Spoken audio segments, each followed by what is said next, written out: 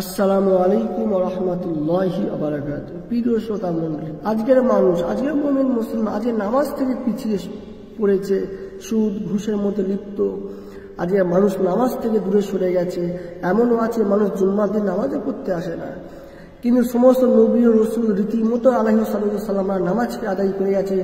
সমস্ত ইমাম, সমস্ত সাহাবায়ে কিরাম সমস্ত নামাজের দিকে তাদের প্রচুর মনোযোগ ছিল, যেটা বর্তমানে মুমিন মুসলমানের নামাজ তারা ধারে না, তার দুনিয়াদারিতে ব্যস্ত। আসেন কিতাবুস সালাহ, নামাজের বিষয়ে কি বলছে শুনে নেই।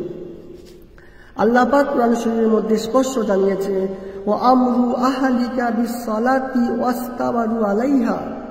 কুরআনুল কারীম আল্লাহ পাক বলছে, হে নবী, হে রাসূল, আপনি আপনার পরিবার সমূহকে নামাজ পড়ার জন্য আদেশ করুন এবং আপনি নিজে এই বিষয়ে যত্নবান হন।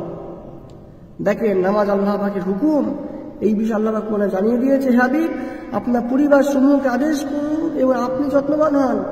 অপর্যায়ে আল্লাহ পাক কোরআনে স্পষ্ট জানিয়েছে, ইন্না আহাদুকুম ইযা সাল্লা ইউনাজি রাব্বুহু। কুরআনুল কারীম কি বলছে? নিশ্চয় তোমাদের মধ্যে কেউ যখন বিনিষ্ট চিত্রে নামাজকে আদায় করে তখন সে তার প্রতিপালকের সাথে কথাবার্তা বলে আলহামদুলিল্লাহ। এই নামাজ পড়লে দুনিয়ার সুখ শান্তি আসতে থাকে। নামাজ পড়লে সমস্ত আল্লাহ পাক বরকত দান করে, সমস্ত খারাপিয়া তার থেকে দূরে সরে যায়। কেননা আল্লাহ নিজে বলছে যে ইন্না সালাতা কানাত আলাল মুমিনিনা কিতাবাও মাওকুতা। নিশ্চয় নামাজ মুমিনদের উপর নির্দিষ্ট সময়ের জন্য ফরজ করা হয়েছে। হ্যাঁ, আল্লাহর বিধান নামাজ সম্বন্ধে নবী সাল্লাল্লাহু আলাইহি ওয়াসাল্লাম মৃত্যুকালীন উম্মতের জন্য সর্বশেষ নসিহত উপদেশ অঙ্গীকার করেছিলেন।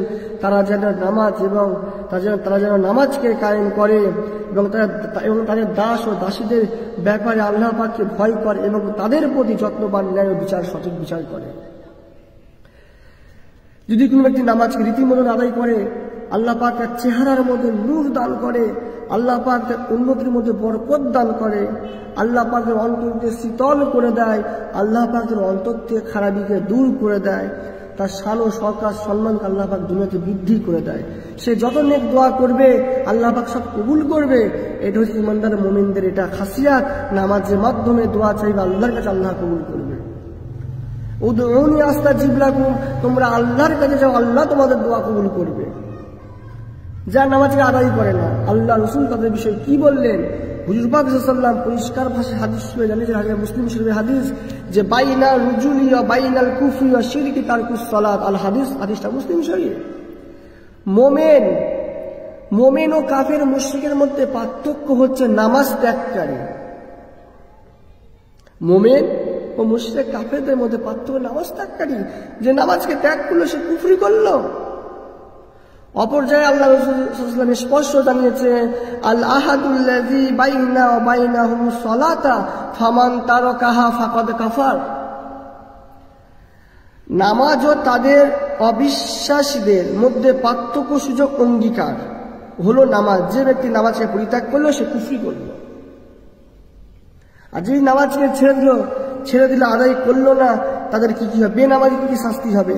আল্লাহ পাক জীবন দহে তাদের বরকত তুলে নেবে, তাদের শান্তি তুলে নেবে, তাদের মুখমণ্ডল থেকে নূর মুছে যাবে, তাদের বাড়িতে বালা মুসিবত আসতে থাকবে, তাদের অন্তরের মধ্যে কুমন্ত্রে ভরে যাবে, দুনিয়ার দিক থেকে তার বিপদ আপদের মধ্যে থাকবে, তারা শান্তি খুঁজে পাবে না।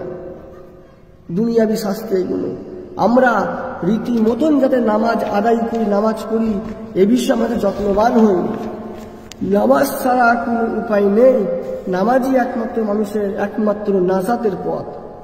নামাজই মানুষের সঠিক করতে পারে, নামাজই মানুষের মনে শান্তি আনতে পারে।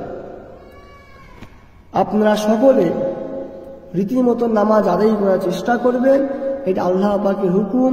হুজুর পাক সাল্লাল্লাহু আলাইহি ওয়াসাল্লাম হাদিসে এই বিষয়ে বিস্তারিত বর্ণনা করেছে। আবার যদি কোনো সময় আসেন ইনশাআল্লাহ আবার বিস্তারিত বর্ণনা করব। আল্লাহ পাক আমাকে এবং আপনাদের সকলকে শোনা ও বোঝার থেকে বেশি বেশি আমল করার তৌফিক দান করে। আল্লাহুম্মা আমিন। ওয়া মা আলাইনা ইল্লাল বালাগ।